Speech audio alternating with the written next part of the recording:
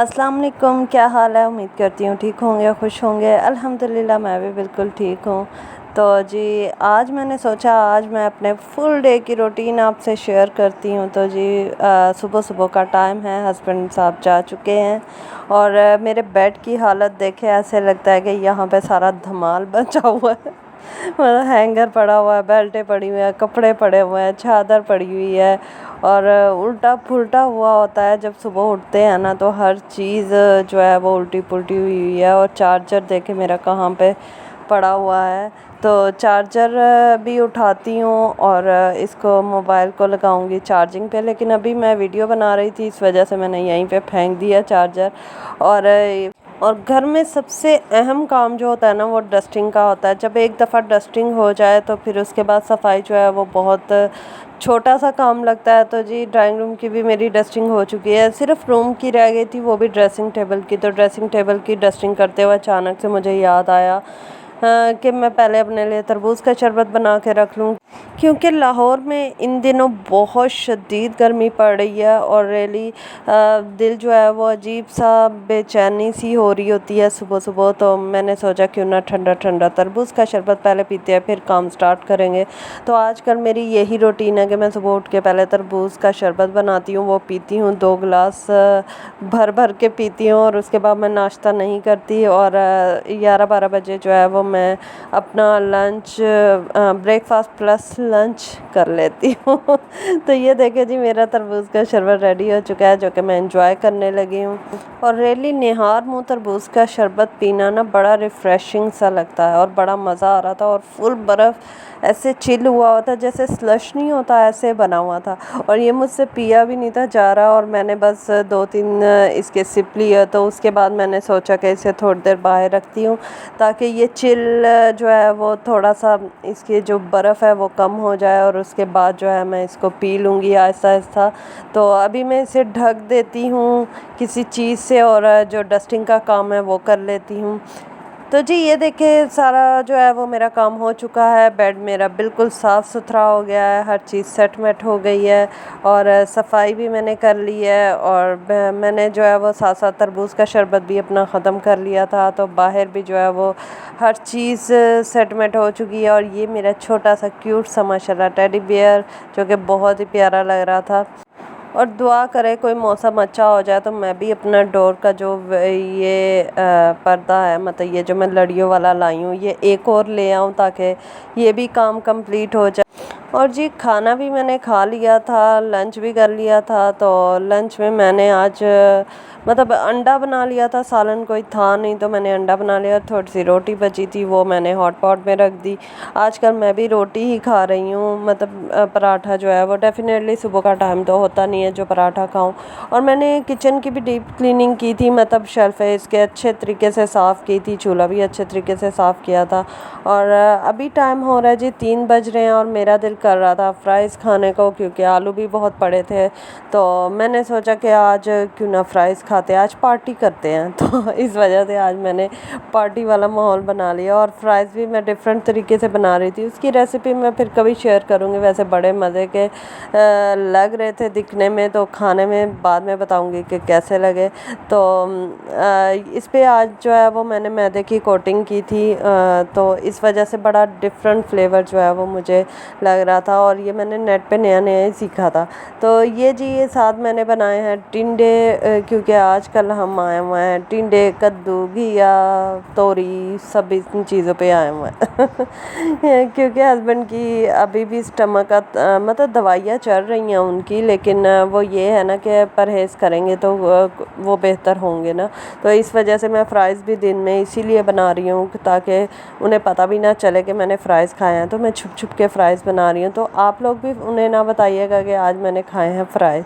तो कपड़े मैं छत से ले आई थी, ये चेयर पे मेरे पड़े हुए हैं कपड़े जो कि मैं छत से ले आई थी। और टॉवल जो है वो मैं डेली ही धूप में डालती हूँ ताकि इसे धूप लग जाए और अच्छे तरीके से खुश्क हो जाए, क्योंकि डेफ़िनेटली जब आप नहाते धोते हैं तो थोड़ी बहुत गीली हो ही जाती है। तो इस वजह से मैं डेली ही इसे धूप में डाल देती हूँ। और पर्दे मैंने इस वजह से डाले होते हैं क्योंकि धूप अंदर ना आए। देखिए कितनी धूप अंदर आ रही है इस टाइम, तो इस वजह से पर्दों को कर देते हैं आगे। और और चलते हैं जी किचन में, क्योंकि फ़्राइज़ भी रखे हुए हैं, फ़्राइज़ बन रहे हैं। खैर फ़्राइज़ इतनी जल्दी पकते तो नहीं हैं, लेकिन तब भी चूल्हे के पास खड़ा तो होना पड़ता है ना। तो मैं ऐसे ही वॉक शॉक करती रहती हूँ, साथ साथ खाना भी बनाती हूँ, तो साथ साथ वॉक शॉक होती रहती है। तो अच्छा, मैं आपको एक चीज़ दिखाती हूँ, मुझे अचानक याद आया। तो चलते हैं गैरेज में, और ये देखें चिड़िया जो है वो बाहर अभी निकली है, क्योंकि ये बनाया हुआ है चिड़िया ने घोंसला। वैसे चिड़िया ने नहीं बनाया, मैंने बनाया है ये घोंसला चिड़िया का क्योंकि चिड़िया बेचारी से बन नहीं रहा था। ये हमारी सीलिंग में थोड़ी सी जगह थी, तो वहाँ पे वो तिनके ला के रखती थी, जो कि नीचे गिर जाते थे, और इतने ज़्यादा हो गए थे। एक दिन तो बेचारी ने पता नहीं सारी रात मेहनत की, और उसके बाद जो है वो सारा नीचे गिर गया। तो मैंने क्या किया, मैंने सीढ़ी लगाई और ऊपर इसको सारा ऐसे फिट कर दिया, और अब माशाल्लाह माशाल्लाह चिड़िया आती है हमारी, और यहाँ पे वो रहती है। और जब हम बाहर निकलते हैं गैरेज में तो वो भाग जाती है। तो वैसे मैंने इस वजह से नहीं हटाया, हालांकि बुरा लगता है, लेकिन खैर है, जानवर है, तो जानवर ने अगर अपना घर बनाया है तो कोई बात नहीं। हमने भी तो ज़मीन पे अपना घर बनाया, तो वो हमारी सीलिंग पे अपना घर बना ले, कोई मसला नहीं। तो जल्दी जल्दी अब फ्राइज़ का काम करते हैं ख़त्म, क्योंकि मुझे भूख भी लग रही थी इस टाइम, और मेरा दिल कर रहा था कि बस जल्दी जल्दी इसको टेस्ट करूं कि कैसा इसका टेस्ट है। तो इस वजह से मैंने जल्दी जल्दी अब इसको रख दिया, और अब मैं लगी हूँ खाने फ़्राइज़ को। रियली रियली बहुत ही मज़े के थे, मुझे अंदाज़ा भी नहीं था कि इतने मज़े के फ़्राइज़ होंगे। तो इसकी जो ऊपर कोटिंग लगी है ना, उससे फ्लेवर बहुत ही इन्हेंस हुआ है, क्योंकि जैसे कि सबको पता है कि आलू का बजाते खुद कोई टेस्ट तो होता नहीं है। तो इस वजह से ये मुझे बहुत ही मज़े के लगे। मेरी तरफ से तो ये डन है, और रियली कभी मैं आपके साथ इसकी रेसिपी ज़रूर शेयर करूँगी। और इसका नाम जो है वो होना चाहिए गार्लिक फ्राइज़, क्योंकि इसमें गार्लिक का जो टेस्ट आ रहा था ना, वो बड़ा मज़े का लग रहा था। तो जी रात का टाइम हो चुका है, और हम आए हैं पार्क में वॉक करने। आजकल हमारी रूटीन ऐसी है कि हम खाना खा लेते हैं फ़ौरन, और हस्बैंड आते हैं जब ऑफिस से, तो जल्दी जल्दी पहले खाना खाते हैं, और उसके बाद नमाज़ पढ़ के ईशा की, और फिर हम निकल जाते हैं वॉक पे। तो वॉक पे मैं तो खैर एक दो चक्कर ही लगाती हूँ, तो मेरे हस्बैंड इस टाइम कर रहे हैं वॉक, और मैं बैठी हुई हूँ बेंच पे, क्योंकि पता नहीं, पहले तो मैं बहुत चल लेती थी, और अब शायद मोटी होती जा रही हूँ। तो खैर मैं भी अपने आप को फ़िट करूँगी इंशाल्लाह। और ये मेरे हस्बैंड कर रहे हैं वॉक।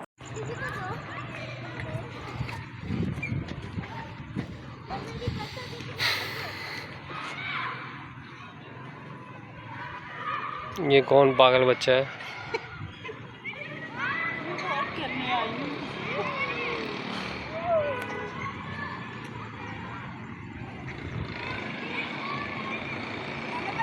तो जी पार्क में वॉक करने के बाद और झूले लेने के बाद हम आ गए थे पार्क के पास ही। ये घर फॉर सेल था, तो हमने कहा क्यों ना देख आते हैं।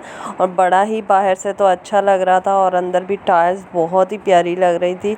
तो यहाँ पे जो मतलब उन्होंने वैसे ही एक फैमिली सी बिठाई हुई थी, जो चौकीदार मतलब उनकी मिसेस थी और बच्चे थे। तो हमने उनसे पूछा कि देख ले, तो वो कहते हाँ हाँ देख लें, ये फॉर सेल है।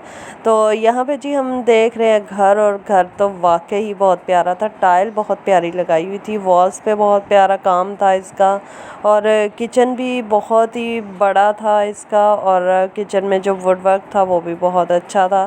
फ़िलहाल तो अच्छा ही दिख रहा था। अब अंदर खाते इन्होंने मटेरियल कैसा लगाया था वो तो खैर नहीं पता था, लेकिन रियली मुझे इसका फ्लोर की टाइलिंग जो है वो बहुत ही अच्छी लगी, बहुत अच्छी लगी। हर जगह डिफरेंट थी। और ये इनका वेंटिलेशन है पीछे, मतलब इसे वॉशिंग एरिया कह लें, वेंटिलेशन कह लें। तो जी मुझे तो किचन बहुत ही अच्छा लगा, बड़ा किचन था, वुडवर्क भी अच्छा हुआ हुआ था। और अब हम आ गया दूसरे रूम में ये जो वॉशरूम है वो भी काफ़ी बड़ा है, और वॉल देखिए दूसरे रूम बेडरूम की, मास्टर बेडरूम इसे कहते हैं जी, मास्टर बेडरूम की। तो बाहर जो है वो इन्होंने खुला हॉल रखा हुआ है, और मतलब खुला ड्राइंग रूम रखा हुआ है। आप सेंटर में पार्टीशन कर सकते हैं, जैसे हमने पर्दे वगैरह लगाए हुए हैं तो वैसे पर्दे वगैरह लगा के पार्टीशन कर सकते हैं। मुख्तलिफ़ तरीके हैं इसके, वुडवर्क भी हो सकता है, और आप जो है वो किसी भी तरीके से इसको अलग कर सकते हैं ड्राइंग रूम को हॉल से। तो ऊपर भी एक किचन बना हुआ था, तो या अब हम आ गए ऊपर और ये इनका मेन हॉल है और ऊपर भी किचन बना हुआ था और 2 बेडरूम थे। यहाँ पे जो पहला बेडरूम था उधर तो खैर मैं गई नहीं। दूसरे बेडरूम जो टेरेस के पास था ना, वो मुझे बड़ा अच्छा लग रहा था क्योंकि उससे बाहर का व्यू भी बहुत ही अच्छा आ रहा था और क्योंकि इसके पास पार्क भी था तो बड़ा अच्छा लग रहा था मुझे। और खैर प्यारे तो थे और कीमत भी खैर इतनी ज़्यादा नहीं थी, लेकिन फ़िलहाल तो हमारे पास इतने पैसे नहीं थे कि हम ये लेते। तो इंशाल्लाह कभी होंगे और क्या पता अल्लाह हमारे नसीब में कर दे तो हम ख़रीद भी लें। तो वैसे तो अभी हमारा कोई मूड नहीं ख़रीदने का।